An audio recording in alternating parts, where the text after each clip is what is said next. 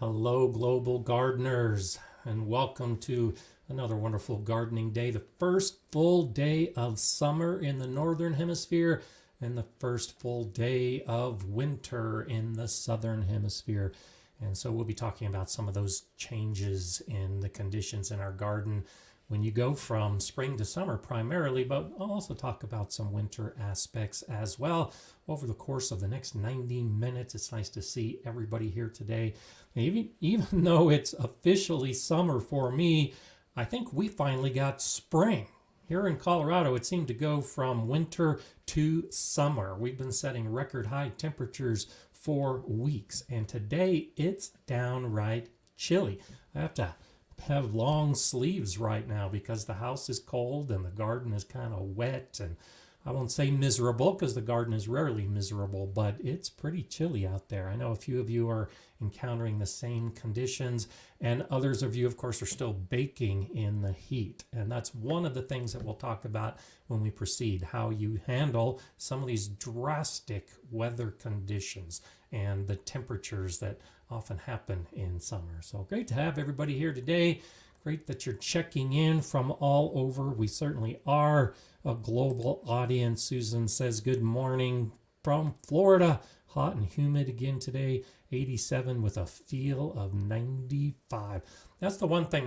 My son, as some of you know, lives in Louisiana, and they've just been drowned in rain for a few weeks now.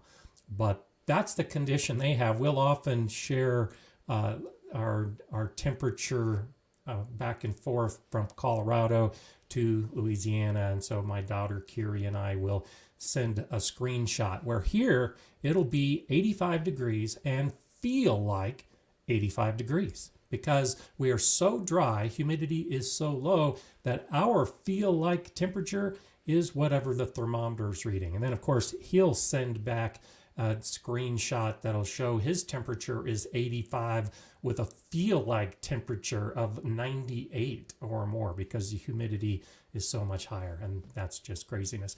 It's interesting, however, when we bring this back to the subject of plants, that plants don't feel that. Plants don't feel wind chill in cold conditions in winter, for instance, and they don't also feel that same humidity like we do. And so it's just an outdoor temperature for the plants. If it's 90 degrees in Colorado, the plant feels 90 degrees. And if it's 90 degrees in Louisiana, the plant feels like it's 90 degrees. Now, the humidity does affect the transpiration of the plant and how the plant reacts.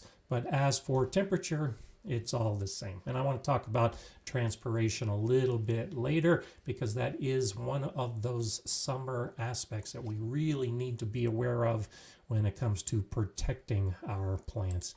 Kevin says, high humidity and back and forth between blistering heat and drenching rains is killing me, and my cucumbers are gone. I'm sorry to hear that. It can be tough on all of us, no doubt of that.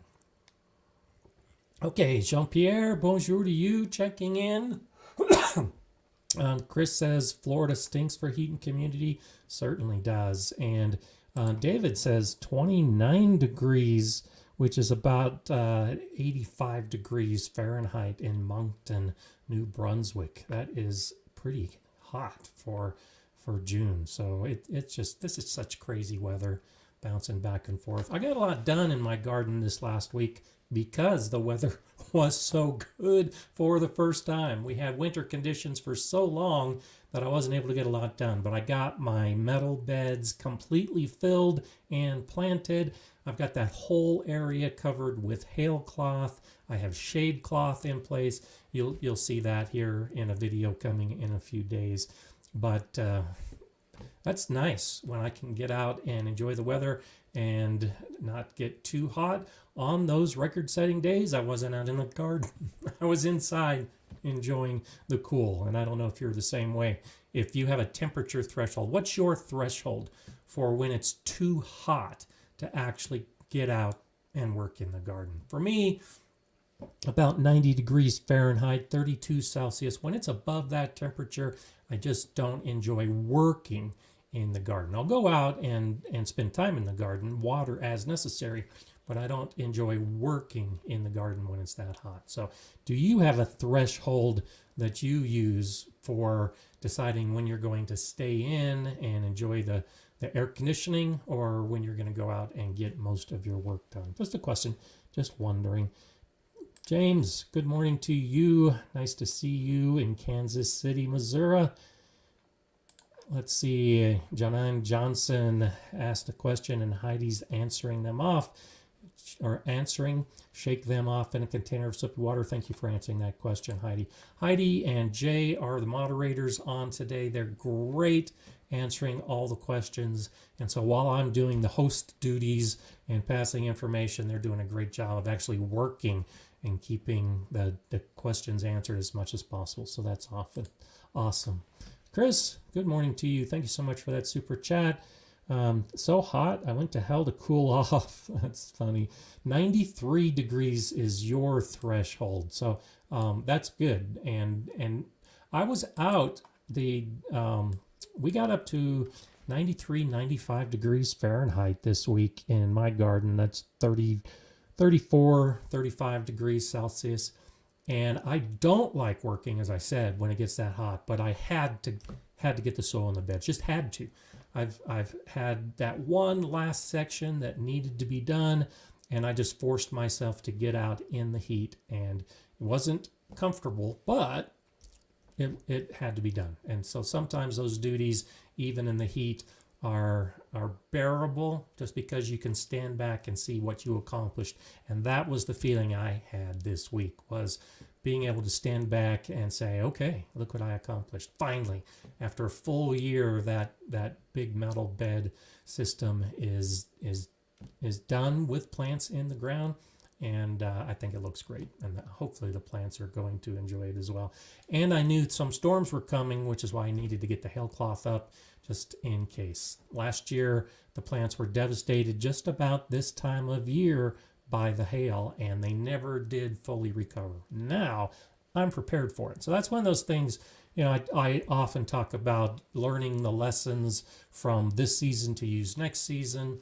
And that's what I did last year, is I was late getting my hail cloth and my shade cloth up, thinking I would have time, and then a hailstorm hit, just devastated the plants. I did a video about that, and was never able to get the plants strong enough to give me a good harvest before an early freeze came. Well, now this year, learning from that lesson, I spent the time, even when it was hot, to get out and finish that project so that if the storms come, the plants are protected. And you know how it is. You don't do something and the weather damages the plants.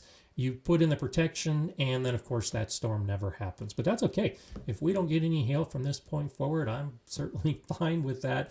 At least the plants are in a nice, comfortable area. It's nice to have that. Celeste, good morning to you. Made a comfrey fermented extract and started lactic acid bacteria this morning. Good for you. Those are some good things to consider. Lactic acid is what's produced during the fermentation process. I have a couple of videos where I fermented beets, and I fermented peas, and I fermented zucchini, and I fermented cucumbers to make pickles, and I fermented cabbage to make sauerkraut. That's a handful of videos I have showing what to do with your crops when you want to use them. I haven't followed a specific fermentation method for comfrey, though my comfrey tea essentially is fermented to some degree, but it is more of an extract. A lot of it depends on how you put it out and the temperatures that are involved. So the comfrey that I use in my garden is an extract as a liquid fertilizer. So good for you. Always nice to have things done early in the morning, and so you can sit and relax and talk gardening. So Ace says, it's all about humidity. More humidity, less heat I can take. And absolutely. And I've lived most of my life in the western United States. I grew up in Nevada, and I've lived in Colorado for over 20 years now. But I have lived in the South and the East. And that's one reason why I live in Colorado, because it's so dry, because I just don't enjoy the humidity. I can get a lot done without the humidity, and it just doesn't isn't one of those things that I prefer. Now, I know there's a lot of people, probably a lot of you, that enjoy the nice moist conditions in spring and summer and fall, but not for me. So there's Chris again. Northeast Tennessee was blessed this year. 4-foot corn already. That's awesome. I'm hoping my corn, I have mentioned before that I'm growing popcorn this year. And I've got the corn coming up. It's believe it or not, it's about 5 inches tall. And part of the problem I ran into this year, like I alluded to earlier, is we didn't have a spring. And so I've been monitoring the soil temperature for weeks and weeks to get my corn and my beans and my melon seeds in the ground. And 70 degrees Fahrenheit is really a good target for that. That's 21 Celsius. And if you put your seeds in the ground before then, particularly the seeds like corn, they'll take longer to germinate. And so if you wait until the soil warms up, it's a pretty good balance. You could either put them in early and they take longer to germinate, or you put them in later and they take less time to germinate. They'll end up growing at about the same time, but they tend to do better in the warmer soil. It wasn't until June 1st that my soil in the raised beds began to approach 70 degrees Fahrenheit, and the in-ground was a couple degrees below that. So I didn't get my seeds in the ground until just a few weeks ago, and they're just now starting to grow. So I'm hoping my corn gets to the point that I have some ears on it, but I don't know. We'll have to wait and see. There's an American saying that your corn should be knee-high by the 4th of July. And so that's the target I always aim for. If I can have knee-high, which is about 1.5 feet, 2 feet tall, by the 4th of July, then I am almost assured that I'll have a harvest. And I'm behind that this year. But 4 foot high in the beginning of summer is a fantastic accomplishment. And I'm sure you'll have a nice big crop. Hi, Laura. Thank you so much for that super chat contribution. I had high aspirations for my garden this year, but only managed to accomplish a fraction of my goal before the heat set in. And it looks like you're also hot as well. It's, that's what makes gardening just such a crazy activity, because I've had years in the past where I put things in early because we had the heat and the soil was warm, and then a year like this where I'm pretty much 3 weeks behind where I would like to be. But we'll see what happens. I hope to have a harvest, but we do this not necessarily just for the harvest, but for the journey and for everything that happens along the way, because it's just so nice and so wonderful to just get outside and have something to do outside, and that's where the gardening comes in. So that's incredible. Barbara says, growing cotton in containers in Iowa, and they have a bit of red in leaves and stems. I was told with humidity they would be great. Never looked forward to high humidity before now. When I lived in Oklahoma, we were surrounded by cotton fields. And that is one of the things that cotton does better, in that hot, humid heat. And so I wish you luck in Iowa. Iowa's certainly not known for its cotton, and growing in containers is adventurous. So I hope you tell us about that later in the season, if you're able to actually harvest any cotton balls. That's kind of a fun thing to do. I think it's already nice to try. And Mage Grey Wolf says, almost 2 months behind this year. Yeah, I feel your pain. Terry, good morning to you in Guntersville. Anybody know why I could not find the cast on Saturday? I think that's what you're asking. That was an issue, I think, with YouTube. YouTube normally does all of that for me automatically, and for some reason it didn't automatically happen. And for those of you that don't know, on Saturday I had a members only live stream. If you join the channel membership at the gardening training or gardening collaborator level, I occasionally, at least once a month, will do extra live streams in addition to some other perks. And so we tried to do that on Saturday. We've already had a number of them, and it was just weird. It was one of those things that that I posted it like I always do, but for some reason YouTube just didn't send out the link. So I think I know how to circumvent that next time. And so next time I'll make sure that we have that link posted in the community page for the membership when we do that again, which will probably be another few weeks closer when we get into July. So I apologize for all that, but it is available for members at those levels on replay that you should be able to find. So, okay, let's see what else. Laura says, I lost several broccoli and Brussels sprouts to spider mites. We battled through that. Now they are upset with the intense sun. I have shade cloth, but having issues keeping them attached to the hoops. And so, sorry to hear about that with the spider mites. Spider mites, and I mentioned it in the video I just did a few days ago, good strong stream of water is one of the best ways to deal with spider mites on your plant. But yes, when we get to the time of year with the heat and those plants that like cooler conditions, like the broccoli and Brussels sprouts, and my broccoli was just beginning to form heads and it's already bolting. So I don't expect to have any broccoli this year, even with the shade cloth in place. But I use spring clamps. Those are the ones that you squeeze and it opens up and then you let go and it clamps onto it. So I use hoops and spring clamps, and that works pretty well. Now, for the hoops, and I'll talk about the background here in a little bit, well, but like the hoops in the background behind me, you'll have to get the 2-inch to 6-inch size clamps to be able to hold that fabric in place. That's one reason, again, I just love my cattle panel hoops that I've got over all my beds. I can get by with smaller spring clamps, and one of the advantages to that is the smaller spring clamps aren't as expensive. So I can actually use more spring clamps on my cattle panel hoops to hold the shade cloth in place and not have to have the big, more expensive spring clamps. But that's what I use. I find it very expensive or very effective.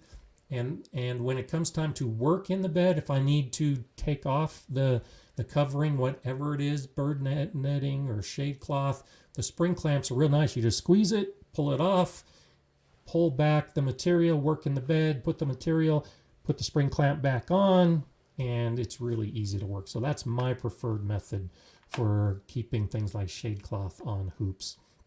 So check that out. That may be something to think about. Bolting spinach, cilantro, rhubarb suggestions, please. Thank you for that super chat contribution, Pat. And basically, you just got to deal with it. Once the plant bolts, there really isn't a lot you can do. Now, I've talked about shade cloth. I'll talk a little bit more about shade cloth. But the shade cloth is to help keep the temperature cooler around the plant so that it doesn't bolt. But once the genetics kick in and that signal goes to the plant to bolt, there really isn't anything you can do. You might be able to slow it. If you see the flower stock start to develop, you can pluck it out, you can prune it off, and you can slow the bolting. But the plant is already in survival mode. It's been stressed, and the plant is sending all the signals to say it's time to send up our flower stalk, create seeds, because these conditions are too harsh and we're about to die. And that's what's happening when the plant is bolting. And so the shade ahead of time gives kind of a soothing environment for the plant, and the plant is in kind of a weird mode where it's like, I thought it was hot and I was going to bolt, but now it's cooled off enough, I'll go ahead and just continue growing until that stress sets in and the heat reaches the point, even with shade, that it'll bolt. So there just really isn't a lot you can do once the plant starts bolting. The flavors will typically change in a lot of those plants. You can just allow it to bolt and set flower and seed and save the seeds. And so my rhubarb right now, the flower stalks are about 5 feet tall. I've left them in place as an additional food for some of the insects, and I'm allowing the seed to set because I know that with this young rhubarb, there really isn't a lot of benefit to me right now to leave or take out the flower stalk either way. So I'm just letting it go so that I can enjoy some of the seeds and see if I can seed up some of that rhubarb later on. The same with a lot of the other plants. Some of them I let go seed, some of them I just realize the end is happening and it's time to pull up the plant, throw it in the compost pile, and after you've harvested as much as you can. And so some of my lettuces have reached that point where they're starting to bolt, and I'll just feed them to the worms and I'll put some of it in the compost pile. And that's just one of those things, as you know, our subject today talking about summer. As you transition from spring to summer, you have to recognize that some of those spring plants are just not going to do well in the summer. It's going to be too hot. The conditions are going to be too harsh. They're going to bolt. Their season is done. And so that list that you had, Pat, those are the kind of plants that fall into that category. Those are spring plants moving into the summer. They're ready to give up the ghost. And so another suggestion I would have, I'll be doing this with my salad green bed here pretty soon, is after you harvest and after you pull them, put something else in its place. And so you should have time to grow some cucumbers and some fast growing squashes in that space. I would not grow any more cool season plants during the summer. So when you practice succession planting, going from spring to summer, when you harvest the radish and the spinach and the lettuce and the chard and all of those cool season plants, don't replant the same plant. Those are the plants that like cool weather. So in the summer, when you pull them from a bed and you put new plants in, put in the plants that want the heat. Put in the plants that can handle the warmer soil conditions and that are not going to bolt. And that's the key difference as you move from spring to summer in your plant selection and how you actually transition a bed so you can get multiple harvests in a particular year. So, okay, let's see what else we have. Let me go ahead and shift over here to Laura. Thank you for that super chat. Thank you for all your valuable information and sharing your experiences with us. Well, thank you, Laura. I'm so glad I could help. And as I say every week, I just am so appreciative of all of you, and I just love doing this. And so I'm so glad that it's appreciated by all of you as well.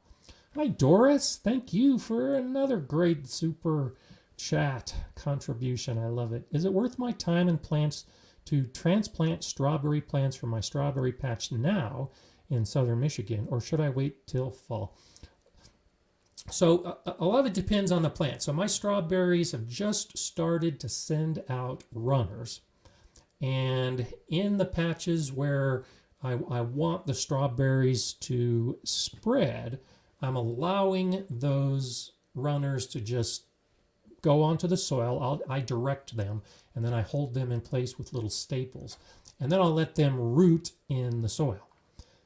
For transplanting to other areas, what I'll typically do at this time, and I have a video on propagating strawberries where I talk about this, is I'll take a little pot, fill it with some potting soil, and as the runners pop out, I'll put those runners held in place by a staple in those little pots. And then I'll let those pots grow through most of the summer to actually try to get some really good root development.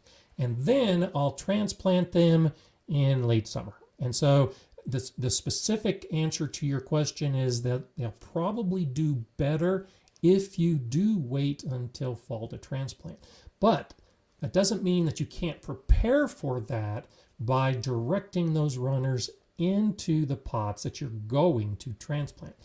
If you have the plants that are in the ground and you're talking about digging up the plants in the ground and moving them, I would also wait until the conditions aren't so harsh to do that.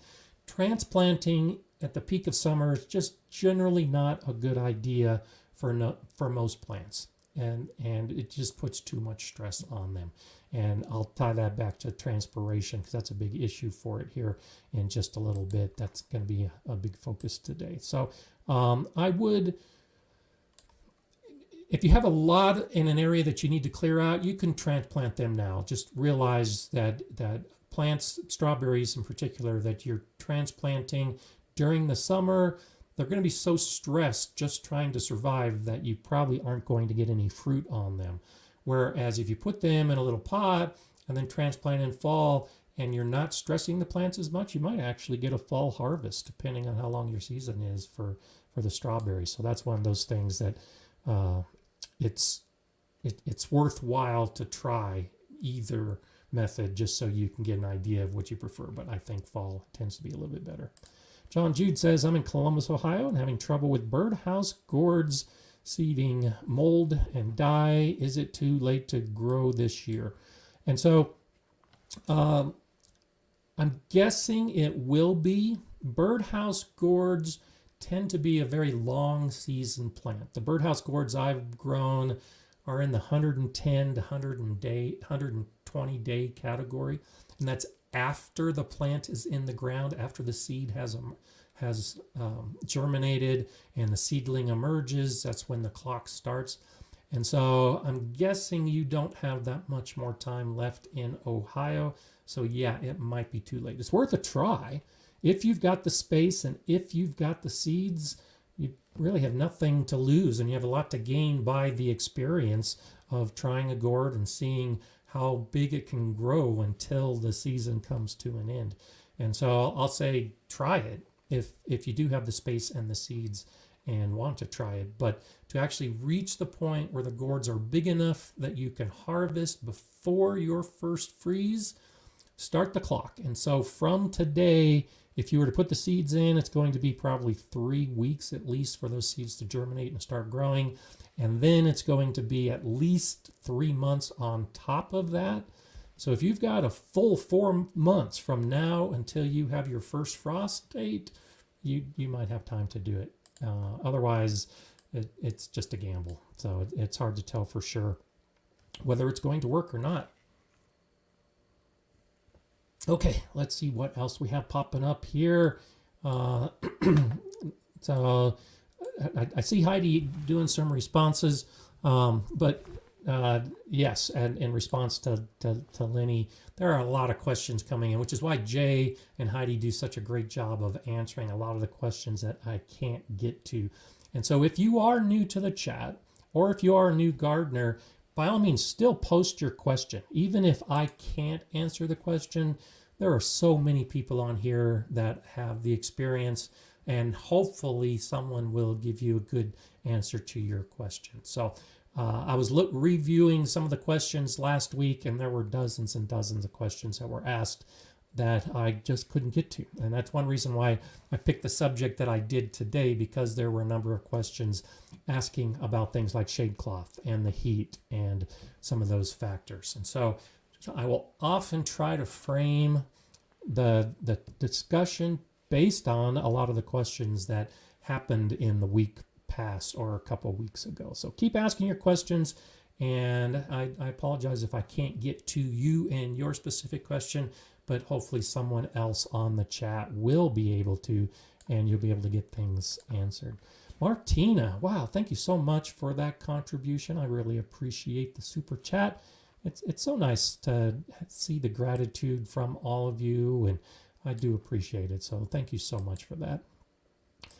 So let's go ahead and talk just a little bit more about the shade cloth, because that like I said, it was a question that came up last week in a couple different ways, and as to what you can accomplish by using shade cloth. So as I mentioned with Pat's question a little bit earlier, you want to try to use shade cloth in late spring, early summer to cool down some of those plants, like the rhubarb and the spinach and the lettuce and the radishes, to keep them from bolting as quickly as they would otherwise. So that's one reason to use shade cloth.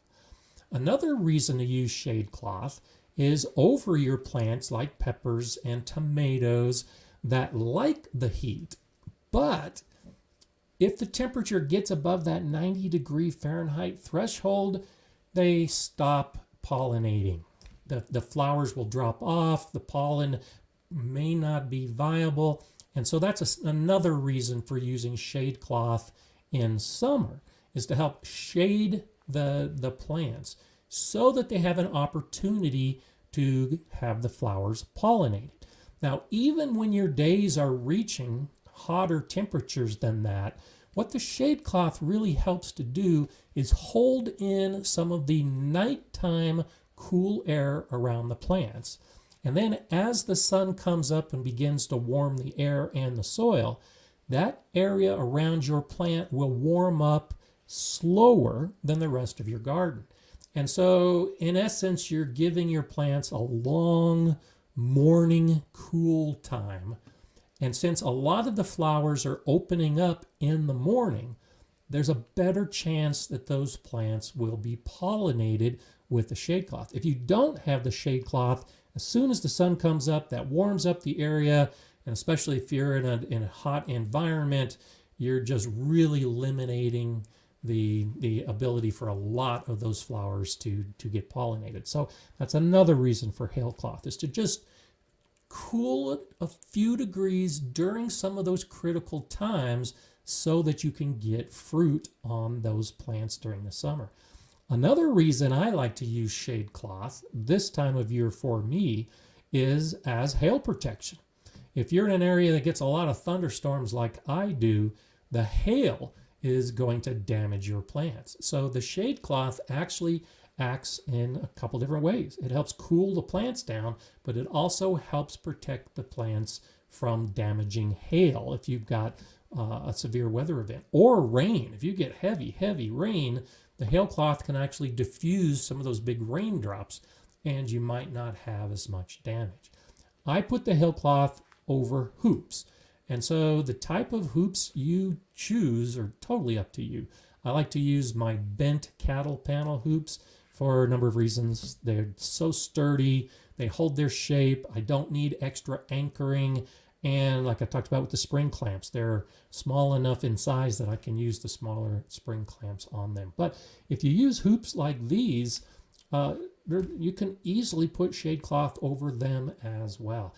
You should have some type of support for that material so that it's not touching and certainly not smothering your plants. So a couple different thoughts about shade cloth. You have to look at your specific conditions, your weather, your heat to decide which shade cloth to use, because you could use 40% shade cloth, which cuts down on 40% of the sun, all the way up to 80 or 90% shade cloth, which effectively blocks out almost all the sun. And so I just have one type of shade cloth. I tend to have 40%.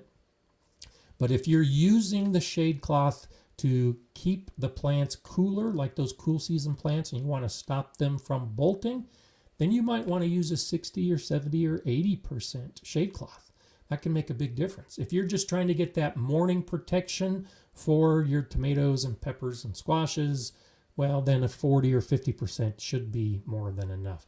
And if you're just using it as a little bit of shade, but it's a hail and or rain protector, then 20 or 30% might be enough. And so it's hard for me to specifically tell you which one is best for your conditions, and you might want to try a couple different types depending on how you want to use it. So there's some thoughts on shade cloth. Thank you, Karen. Shade cloth rocks. My brassicas are thriving since. So there you have a nice testimony to show that, yeah, it does work. You just have to use it, and now hopefully you understand a little bit more that best way of how to do it. So PD, welcome. Don't worry about being a little bit late. Good morning to you. I harvested my first zucchini of the year and enjoying eggplants already in Northern Virginia. That's awesome. I've got my eggplants in the ground. I've got my zucchini. Everything's growing. Everything's up. It's going to be a while before I actually have a harvest. So good for you. Glad to hear that. That's awesome. So let's talk about our background. Since I pointed out the hoops so far, that's one of the things I really liked about it and why I chose the background. This comes from Andre Amoratico. And I think this is just a beautiful garden picture. All of the pictures you all send me of your gardens, I think, are beautiful garden pictures. But I really liked the hoops. And I did my hoop video about a year and a half ago now, I guess. And these are some of the types of hoops that I use in the garden. These are metal conduits. Now you do need to have a bender, and as I show in that video, I got the 4-foot bender from Johnny's Seeds, and I'm guessing Andre did something similar, because you can see these are all uniformly sized, and really the only way to get the conduit bent is with a jig of some type, which is like the bender that Johnny's sells. And so it's a great way to enjoy protecting your plants in a number of ways. And so if you look closely, you might be able to see that there's bird netting across the top of this hoop right there. And it looks like maybe he's got some zip ties to hold them in place. I'm not exactly sure of that. But that's one of the best things that you can do for your plants in the summer, is cover them with hoops. And so I've got hoops like these metal conduits.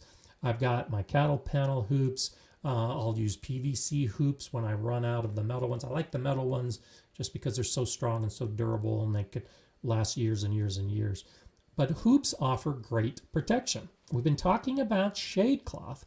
I also want to talk about birds today. And so, Andre, thank you so much for this video, because it really ties in with so much of what I want to talk about today. Beautiful beds, beautiful plants, and a hoop system, which is so beneficial. Bird netting on your hoops is something you should probably have in place if you've got any issues with your birds. And this was something else that came up last week in some of the questions. During the spring, the birds are primarily going to focus on some seeds that might be on the ground, but insects are going to be their primary diet. And I have a bird book that says about 90% of bird species eat insects while they're raising their young. And so they'll build their nest, they'll lay their eggs, the hatchlings will come out with those open mouths, and the parents are doing all they can to feed those young birds.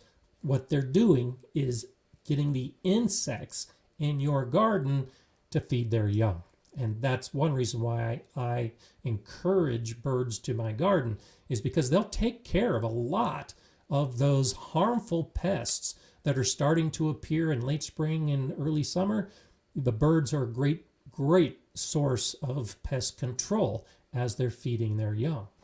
But once those young are big enough to leave the nest, and once the parents no longer have to feed the young, insects are not necessarily a primary source of their diet. Now they rely on seeds and, as some of you might know, the fruits of plants.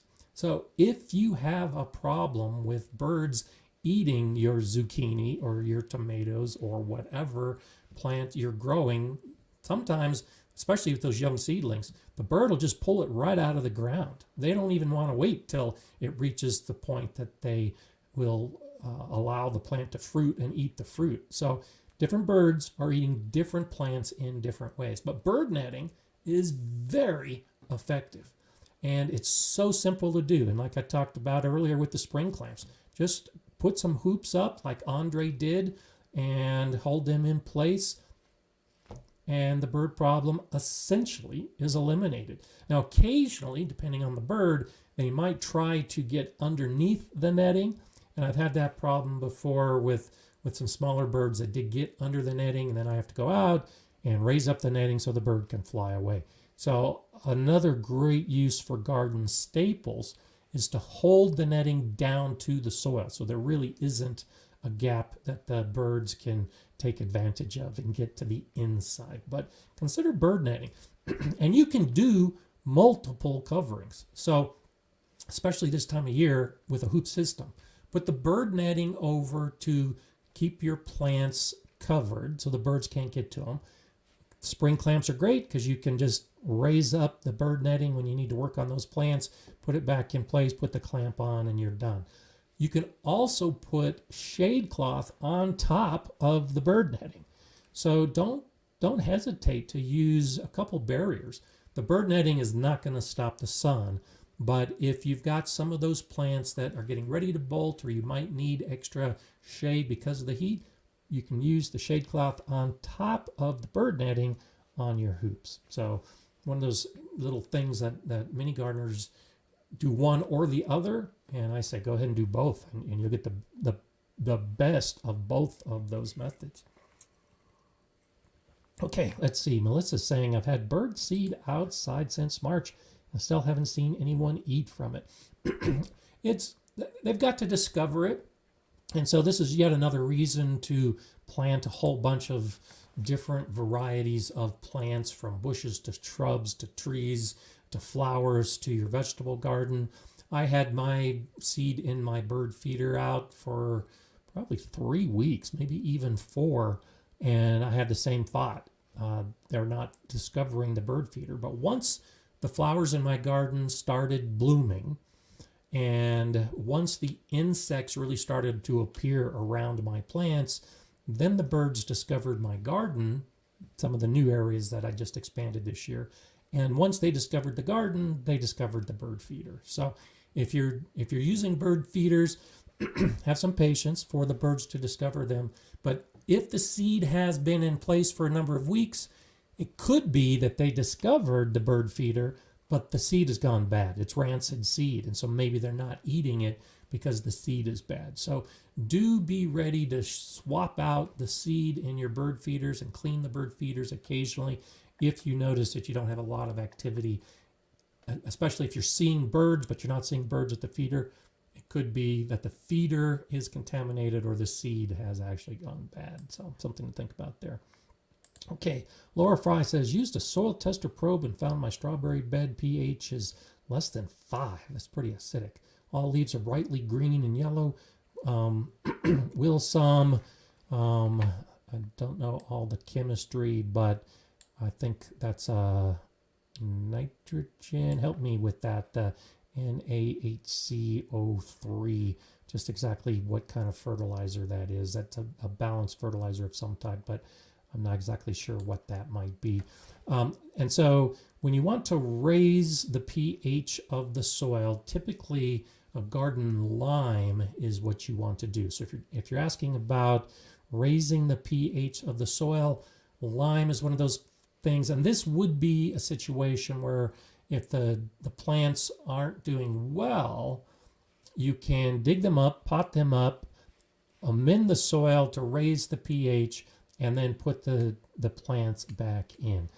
If the leaves are green, the yellowing may be a normal response, especially if the yellowing is lower down on the plant. So if the older leaves are yellow and the new plants are green, the plant is doing okay, but it's putting a lot of its growth into that new green. And so I wouldn't be surprised if you see few flowers and probably not a lot of fruit until you bring the pH up a little bit more. And as to that specific, I don't know the specifics of whatever that chemical might be. If you're doing a fertilizer, if your soil isn't up to the point where it's going to support plants by itself, fertilizers may be a short time fix, but as I've said many, many times before, you really want to focus on the soil. You really want to get the soil amended with a lot of organic matter, and organic matter tends to buffer the pH of the soil. So if you got a pH of 5 and you do a lot of amending with compost, you should be able to bring the pH up to about a 6 at least. And if you've got a pH of 7 and you use a lot of organic matter, you'll bring it down to about a 6. That's one of the amazing things about organic matter in the soil, is it tends to bring the soil close to a neutral level. And so that's why I say in this case, if you're not getting any fruit, the plants are just really struggling to grow. And focusing on improving the soil rather than a short-term fix might be the best way to go. So let's see, let me scroll down and see if there's anything else along those lines. Sodium bicarbonate. Okay. So I'm not sure if the sodium bicarbonate will have the impact that you're looking for. Again, I do so much of organic amending that I don't rely on chemical controls within my soil. So I wish I could give you a more specific answer for that.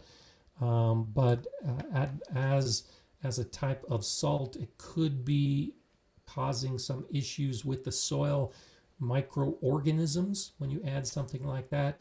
Again, I would look at the bigger picture and see what you can do to fix the problem of the pH of soil. Or, another option is to grow a plant that likes a high acid environment like that.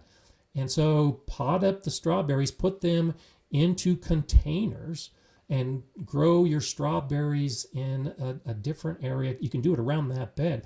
And then maybe put something like blueberries in that bed, something that really likes the acid, and then you wouldn't have to worry so much about the pH. So this is one of those you might want to shift horses in midstream, because if the one plant that doesn't like that high of a acidic soil isn't doing well, swap it out, put it someplace else, and put in a plant that does like that environment if you don't want to go to the effort to try to modify the soil. So I hope that helps a little bit. Okay.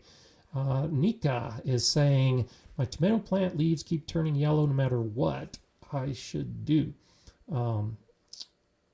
So yellowing leaves can be caused by a number of things.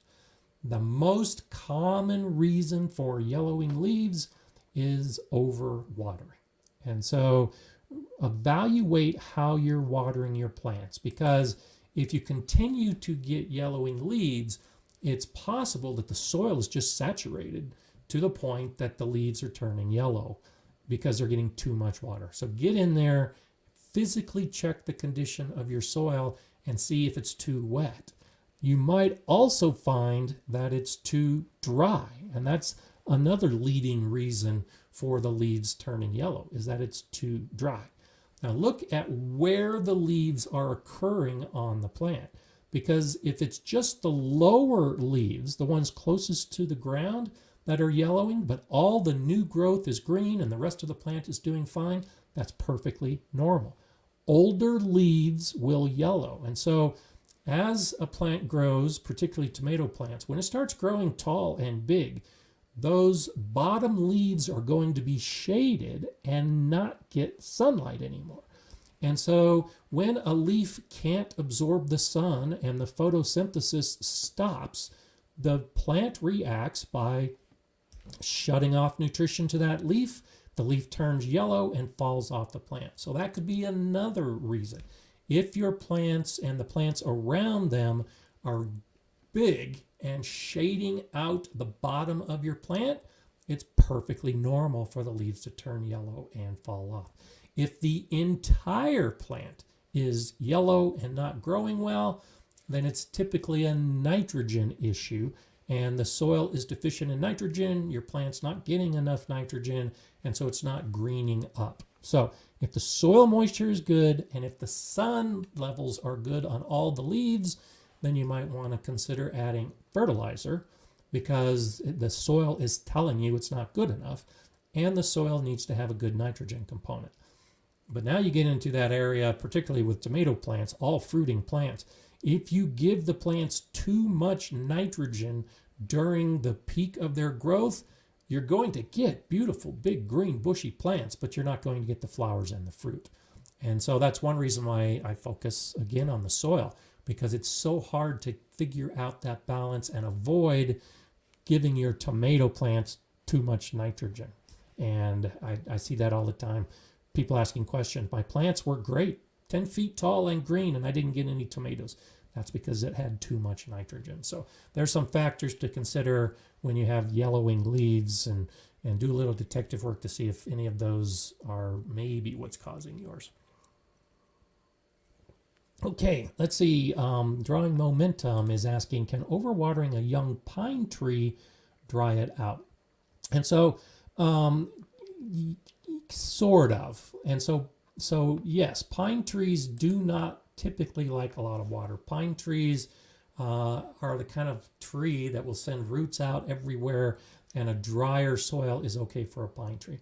And so overwatering a pine tree, especially a young pine tree, is in effect the same thing. Instead of yellowing leaves, what you have are the needles on the pine tree, and you'll have the same thing happen. The tree will drop pine needles because in effect it's cutting off the energy going to some of the pine needles so that the new growth gets all of the energy. Because overwatering, one of the big problems with the overwatering, and I think I talked a little bit about this last week, is when you have too much water in the soil, it fills the oxygen or decreases the oxygen in the soil, because there should be air pockets in your soil.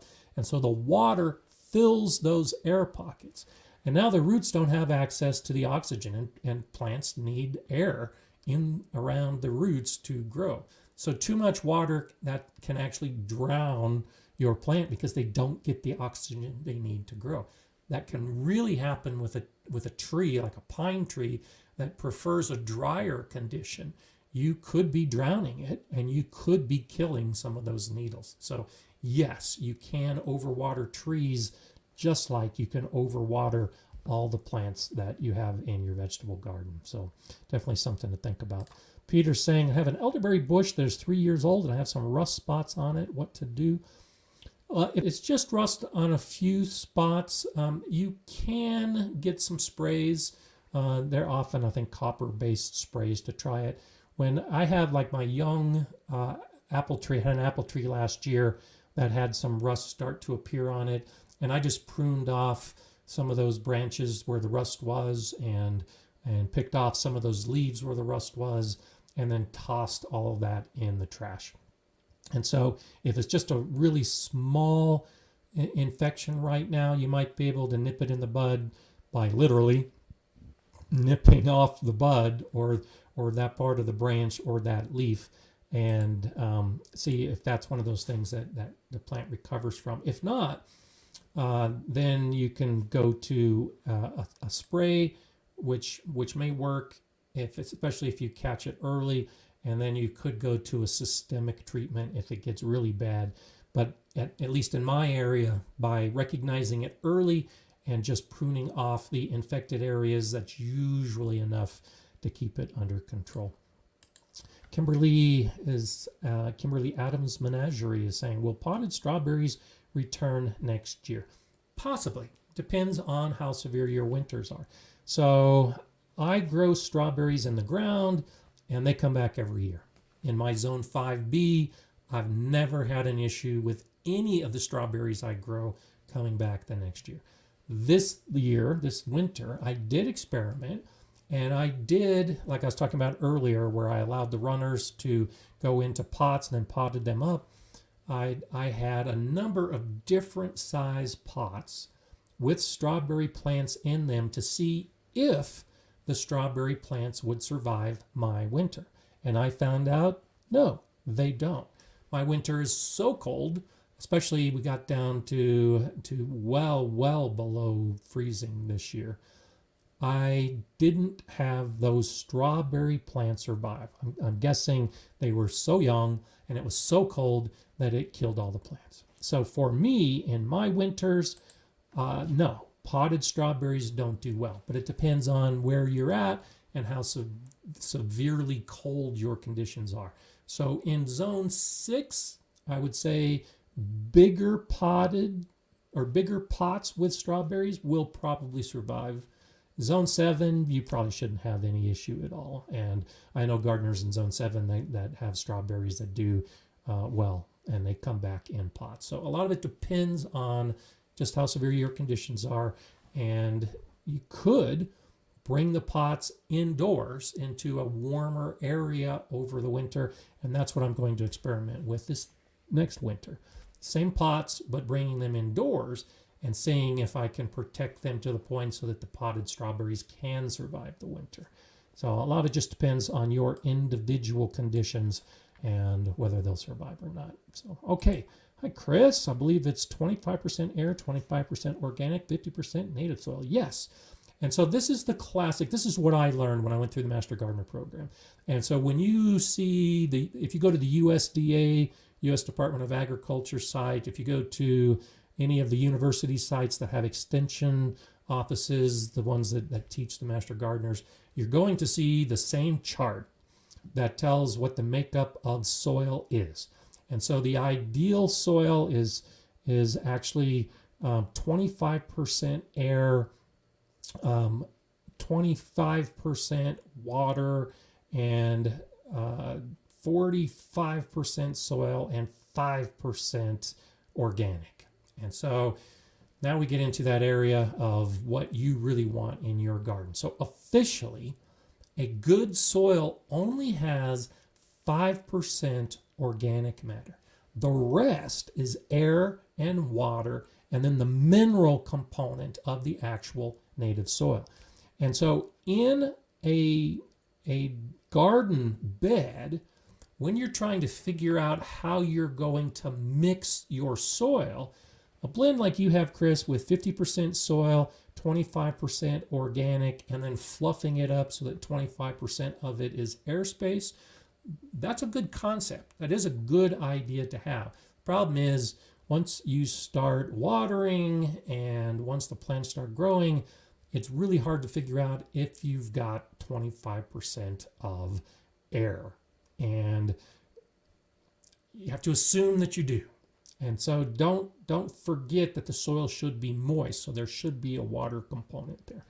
When I mix my soil, when I amend it, as I've said in some of my videos, particularly with the soil I know is bad, whatever the volume of that native soil is, I will use 25% organic matter of that volume to mix it all together to get the soil boosted and get that soil life growing. And then from that point on, it ends up being probably more like 10% of organic matter that I add every year. And so think about Charles Dowding's no-dig method, where he adds 2 inches of compost on top of the soil every year. Well, those beds are pretty deep. And so that 2 inches of organic matter that he adds to the top may end up being 10 to 20% of the volume that he's amending with that material. So that's another way to look at it. It all depends how scientific you want to be. So if you want to get in there and actually do a microscopic analysis, you can figure out where your soil is lacking and then add the materials. But generally, 50% of your soil is that mineral soil component. 25% is just the air. 25% is the water that fills some of those pore spaces within the soil. And then you decide how much organic matter you're going to add on top of that. So yes, Chris, 25%, like I said, is my target for amending when I want to make my soil better, but that does decrease over time depending on how rich your soil ends up becoming. Okay, let's see what else we have. I'm going to keep scrolling down. I know that there's a ton of questions coming in, and as usual, I can't get to everything, but it does look like there's some really good discussion going on today.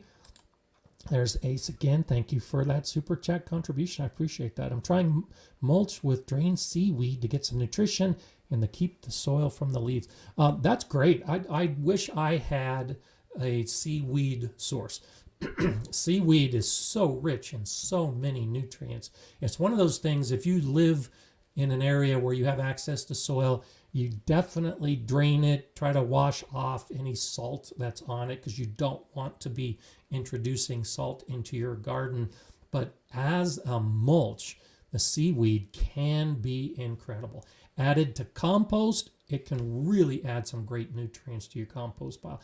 And you can make a fertilizer from the seaweed. Some of us actually buy the seaweed fertilizer in a condensed form and make a fertilizer from that as well. So good for you. I'm so glad that you're using that to your advantage, because that is one of those things that you can do both in and above your soil. So if I had seaweed, I would treat it a lot like compost. It's going to decompose pretty quickly. And so I would actually chop it up and put it into the soil as an amendment in the fall. And then in spring and summer, I would do like you're talking about and make a mulch out of it and put that on top of the plants to enrich my soil from above. So good for you. I think that's a great idea and something I think that you should let us know how it all turns out. If this is the first time that you're doing it, do it. See how you like it. And then later this year, when we talk about the lessons we've learned over the course of the season, that can be one of those things you can share with us. Okay, so I talked earlier, I want to talk about transpiration, because transpiration is a big aspect of how well your plants are going to do in the summer. And it's a big change from spring to summer and from summer to fall. The transpiration, if you're not familiar with what that means, it's basically how plants breathe. And so at the bottom of the leaves, the plants have cells. They're called stomata, and they open and close over the course of a day. And it's fascinating to see how this all works. And there's videos out there, and there's lots of literature and research you can find out about the stomata on the leaves. But what happens is you've got the roots in the soil, and your soil is moist. And so the roots are absorbing that moisture and sending it up into the plant and into the leaves. And that's what tends to keep your plant erect, turgid. The turgidity of your plant is directly related to how much moisture is in the stem and the branches and the leaves. The way this works, and it's all about air pressure, it's the physics of plants. And so when those stomata, those little cells open, what's going to happen is there's going to be a pressure differential. And so the air pressure around those leaves is less than the pressure that's lower down on the plant. So that actually causes the fluid to rise. It's going from a high pressure area low on the plant to a low pressure area higher on the plant. And a lot of that now escapes the plant as water vapor. And so when I talk about shade cloth keeping the plant cool, the air around the plant cool, that's one of the ways that it works, is this water vapor that is coming out of the plant when it's shaded creates a more humid environment around the plant. And so the leaves are cooler. And so the transpiration happens. You have the water moving up into the plant, the water vapor escaping through those cells on the bottom of the leaves, and the plant breathes. And it needs to do that because that water is what's carrying the nutrients from the soil into the rest of the plant and into the leaves. Where you start running into problems in summer in particular, and hot days specifically, is when that water vapor leaves the plant, it evaporates immediately. It's gone. It's lost. And so the plant, to stay cool, does a couple different things. It might send more air vapor up to try to cool off the leaves, and then it suddenly realizes, nope, this isn't working. I'm getting rid of all of my water. I'm drying out. I need to stop this. And it actually closes off the stomata, all of those cells. And so when that happens, when transpiration stops, now the water is not flowing up into the plant anymore, and it's not as turgid as it was before, which means it wilts. It's not as strong and sturdy as it was because the water was making it that way.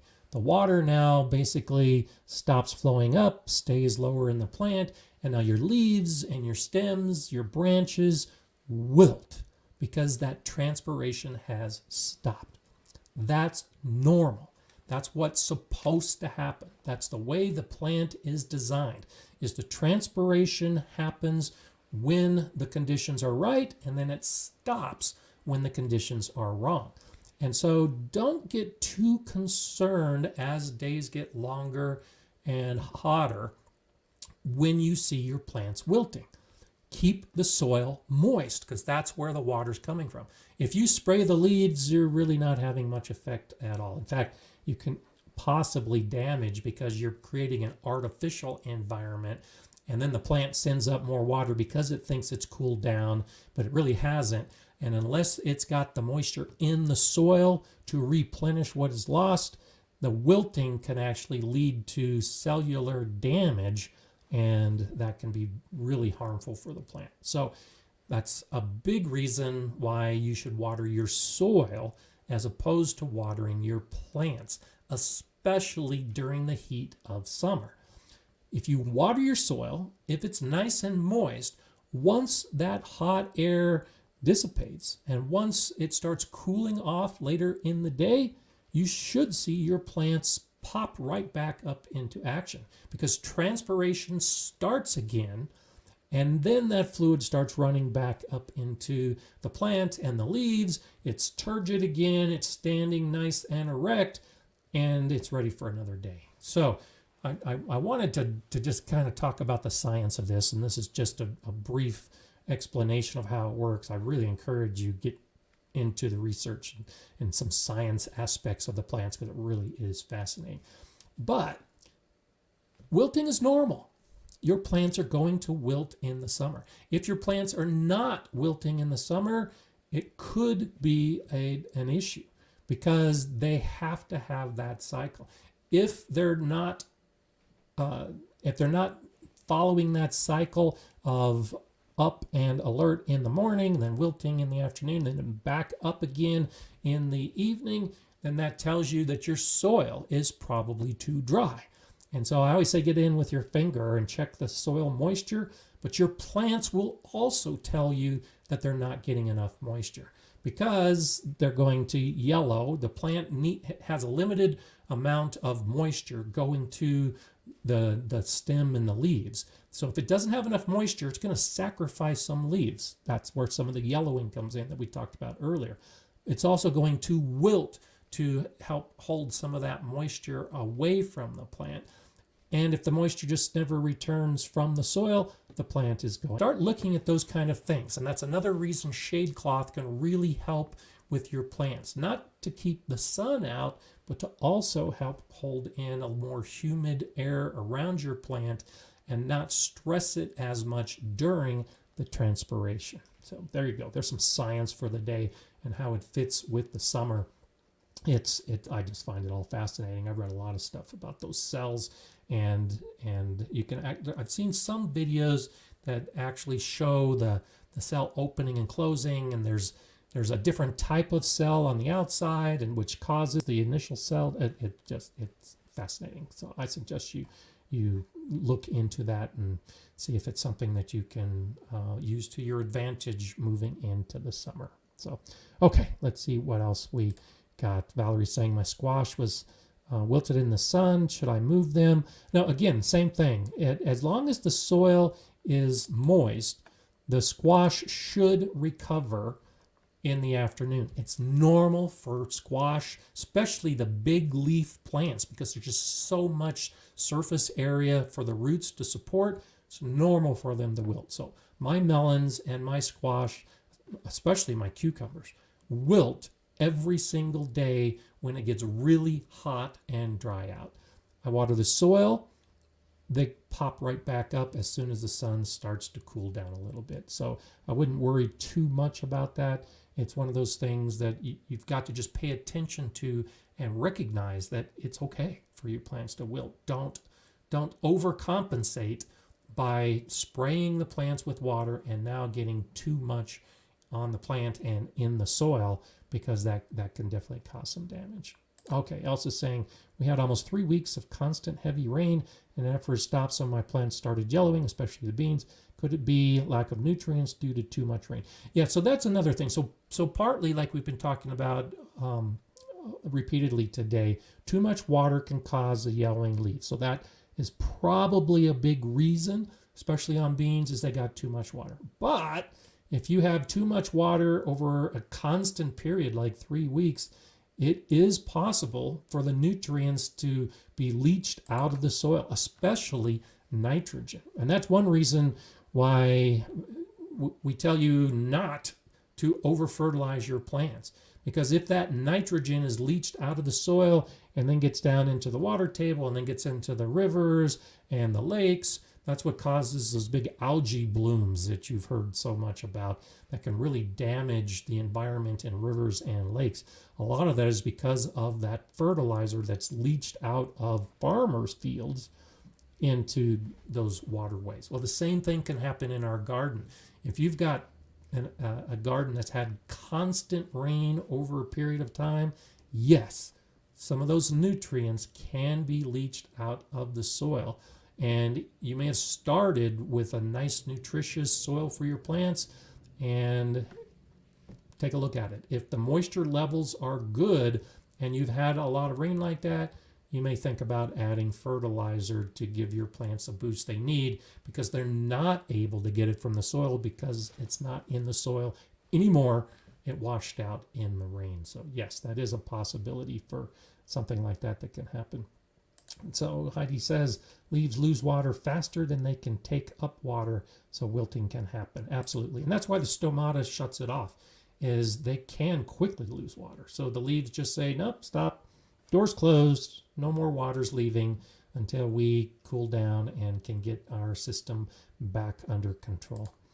Fish says, I've seen that algae problem in the suburbs where every house around a pond was over-fertilizing their yards and the pond looks sad. Yeah, that it is sad. It's one of those situations that fertilizer is the go-to fix for so many gardeners. And that's why I always say the soil is the first concern.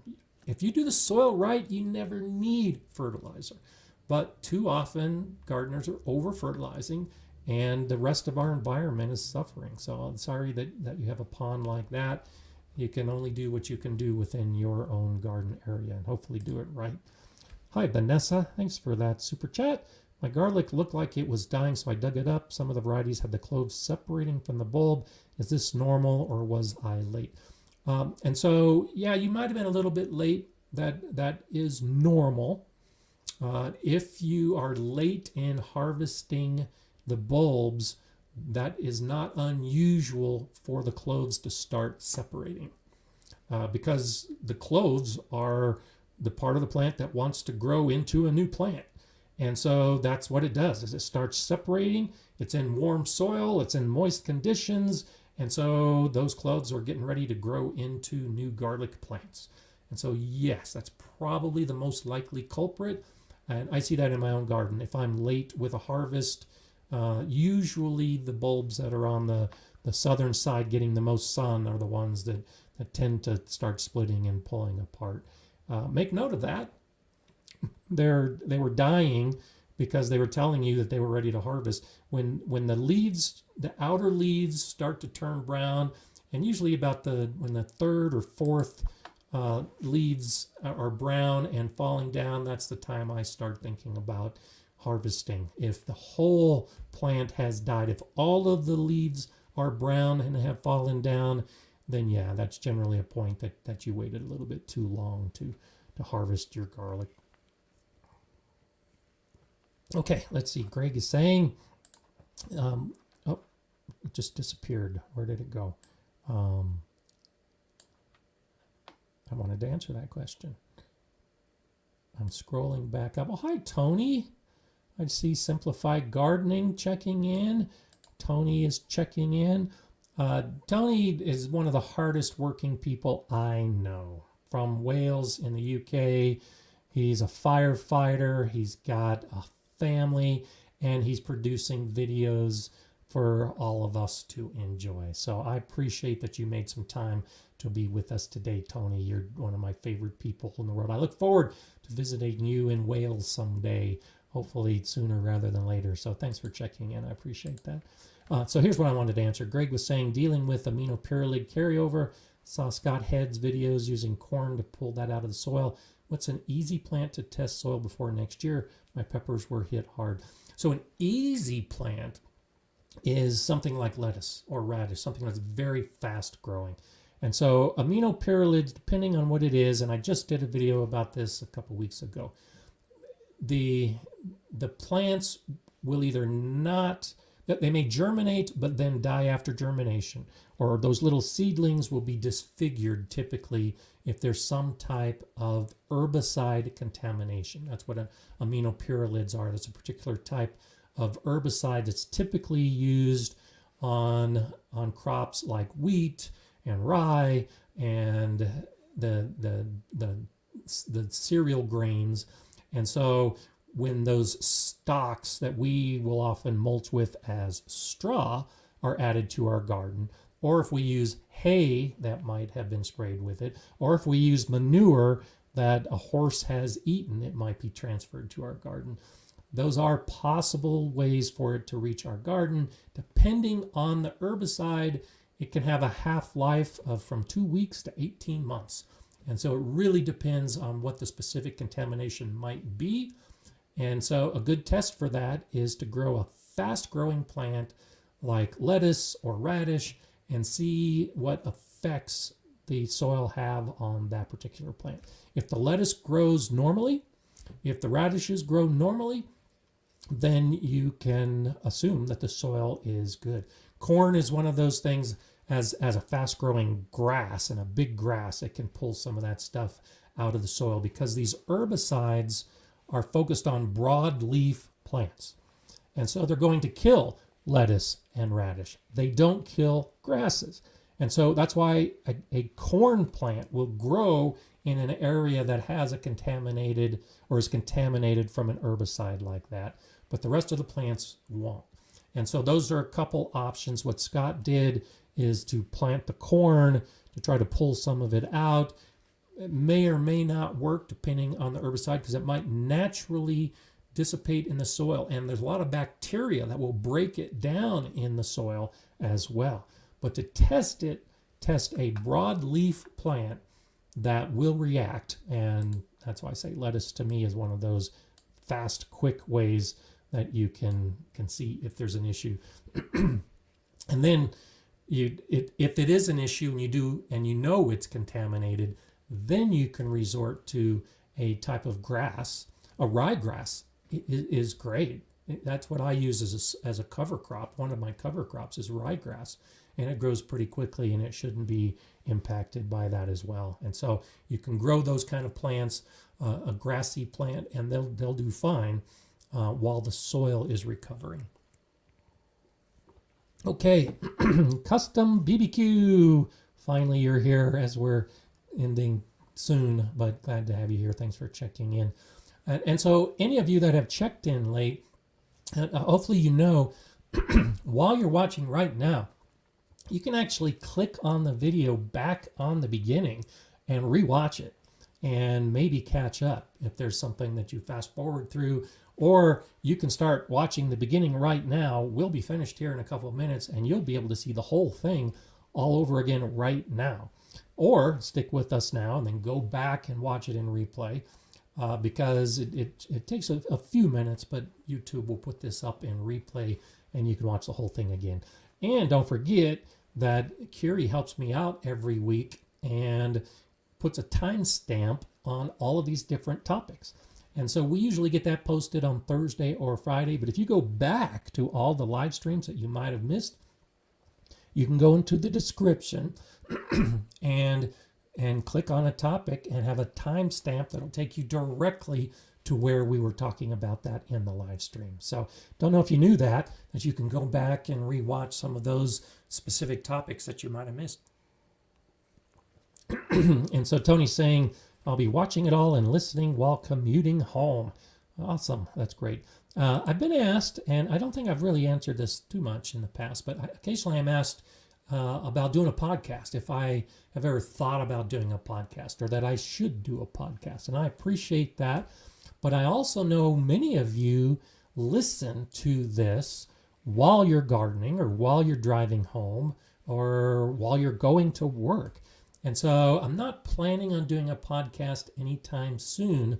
But one of the reasons I do this live stream the way I do it is to essentially be like a podcast. where I'm giving the information, I'm answering the questions, and so it's not a lot of small talk. I'm trying to get out as much information as I can. But I try to treat the live stream as though it was a podcast that you were listening to. You don't have to be watching me the whole time. You can just be listening to get the information. And so I appreciate all of you who listen, especially you, Tony. Thanks so much.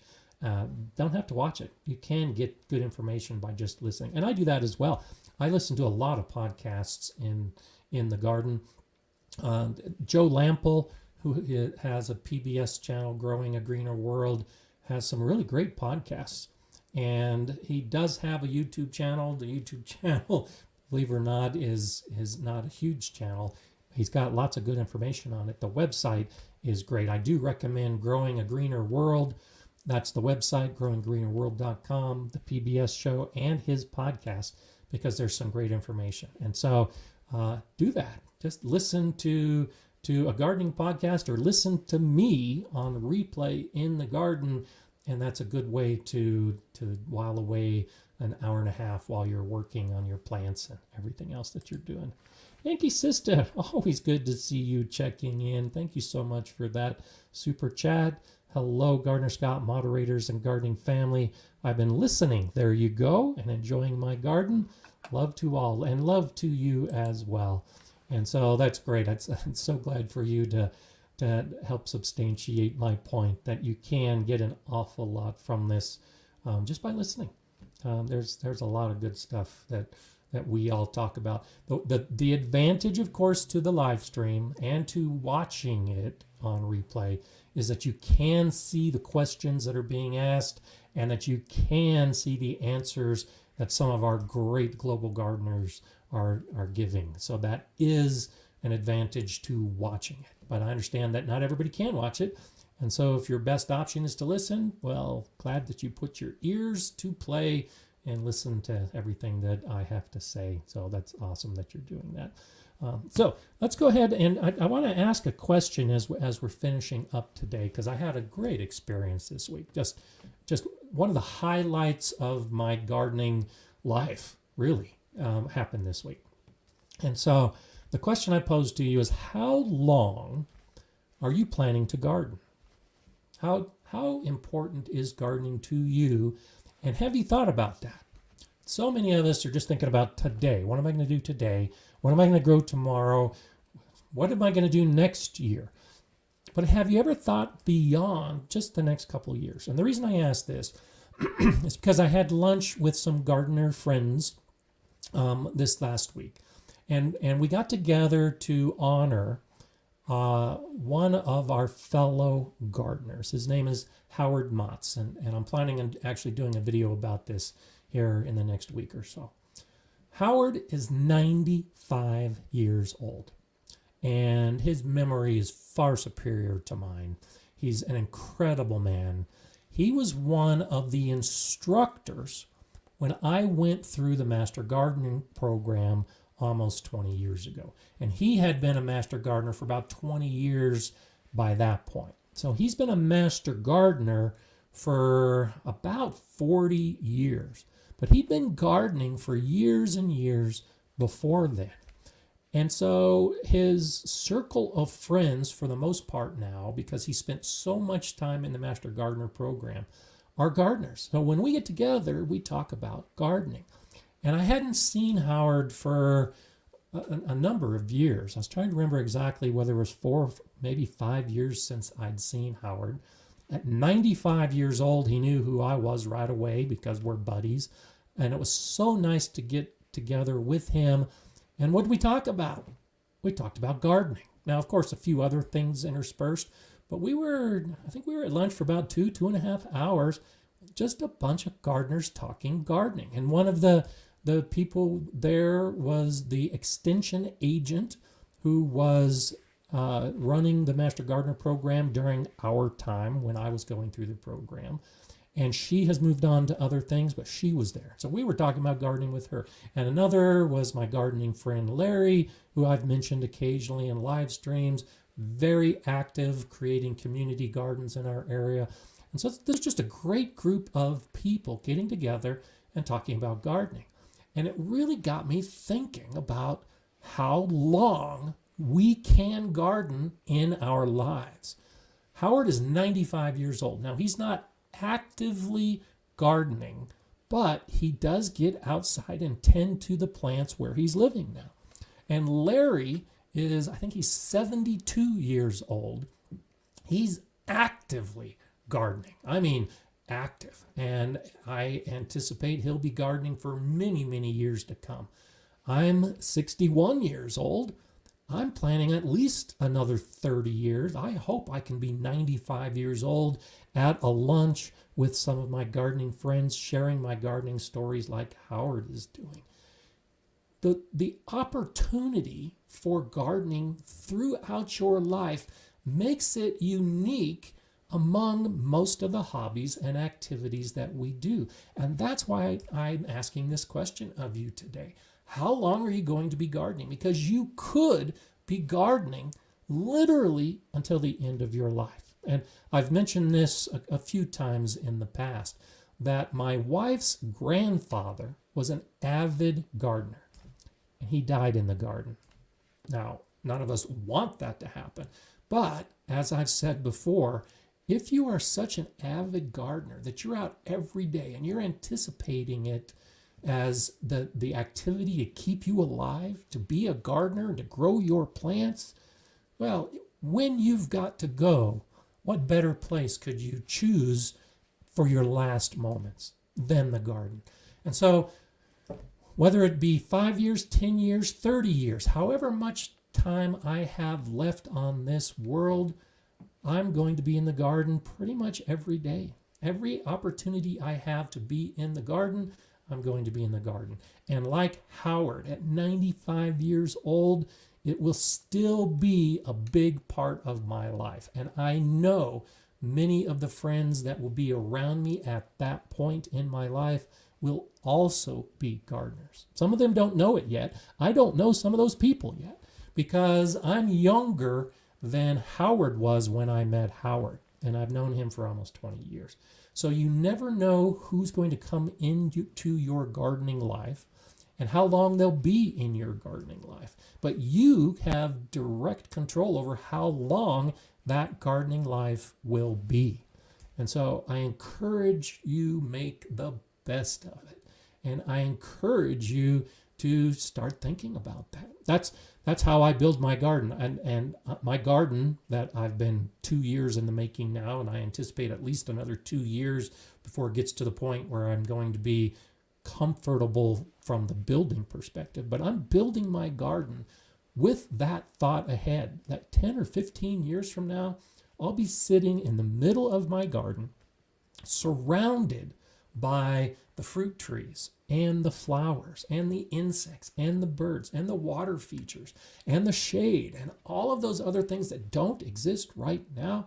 They're going to be there because I want to spend time in my garden as just an old man enjoying the space around me. And I know many, many of you are younger than me. I know there's some of you that are older than me, but think about that.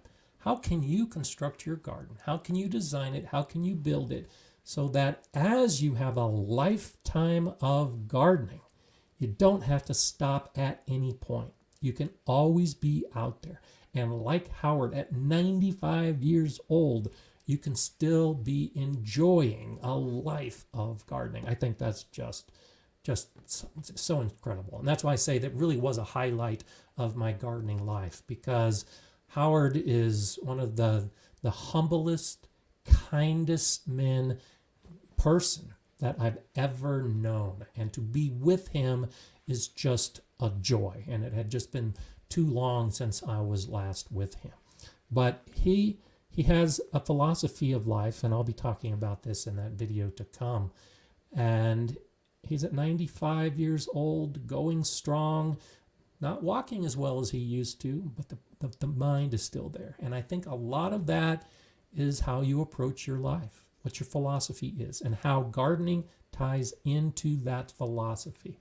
Because as we see plants grow and as we see our gardens thrive, I think it helps all of us to grow individually, and it helps us thrive in our lives along with our plants. So this is a shout out to Howard. He'll never see this or watch this, I suppose, but I just wanted to share that experience with you because it really was an important event in my week, and it really helped re-energize me to get out there on those hot days this week and finish that garden project so that I can just enjoy the space a little bit more. You got to do a lot of work to get it to that point, but you do have to also stop and literally smell the roses and enjoy the life that you've developed with gardening as a big part of that. So I wanted to share that with you today. And how do you answer that question to yourself? How long are you planning to garden?